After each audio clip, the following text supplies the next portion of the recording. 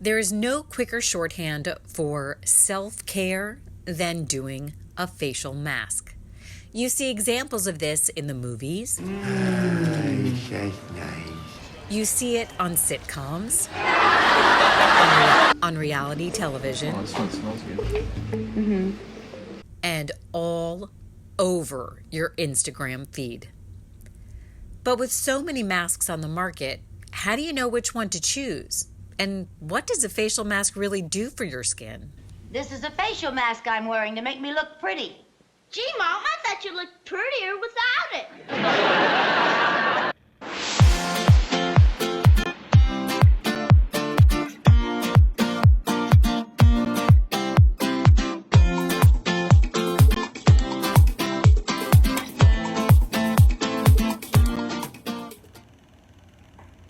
Hello, NextTribe. I'm Cheryl Kramer Kaye, and welcome to my bathroom. We are here this week because I don't have a special beauty guest expert. Everybody in New York City is at the beach right now, except for me, apparently. So today we're going to talk about facial masks. They are certainly ubiquitous, but why do you want one? And the answer is a mask is something that's designed to give your skin a boost in whatever way you need. So if you are oily, it can remove those excess oils. If you are dry, it will give you hydration. If you are tired, it can give you luminosity. I am right now oily, dry, and tired, so I could use a mask. However, I want to make it perfectly clear right up front that I don't think a mask is a must. It's a pleasure, it's a pampering experience, and it will indeed give you a boost, but it's not going to have long-lasting effects.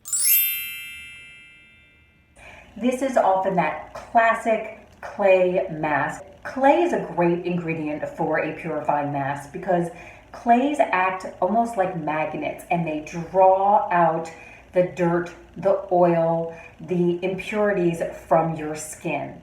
Some of the other terrific ingredients that you will find in a purifying mask are charcoal. Charcoal again acts in a very similar way to clay. It draws out those impurities. And you also want to look for things that have anti-acne or anti-oil ingredients like tea tree oil or salicylic acid or willow bark extract, which is a form of salicylic acid. So the one on my face right now is the Hardie, oh my God, it's got all the names, Purifying Detox Clay Mask. This pretty much says everything you need. It's also going to smell really wonderful because Hardie is a British esthetician and everything she makes smells wonderful, and it's also a clean, green product. The next mask I would recommend is Olay Pore Detox. This is their black charcoal, and this you can just draw it on wherever you want it. Look like a football player. And this one from the Body Shop, it gives you, it has tea tree in it, and it lets you have a little bit of that DIY moment. So it has this powder that you mix with water and you create your own mask. Now you will notice that I had initially only put the mask right here, across my forehead, down my nose, and on my chin. This is known as the T-zone. It forms a T, and that's where most people tend to hold their oil. Hey, so just a light layer? Yes, just here and there. These are masks that are designed to give your skin a rush of moisture when you're feeling really dry. They are typically gel-based. They might have soothing ingredients in them like mineral water or aloe or cucumber. This one is from Julep and so cute. But here's the thing, I have to put these on because it's very hard to read the label. It has glycerin. This is the Vichy mineral mask. And oh my God, it's so beautiful, right? Vichy is all about mineral spring water that has lots of nutrients and minerals for your skin. And we have one from C'est Moi, cucumber and aloe gel facial mask.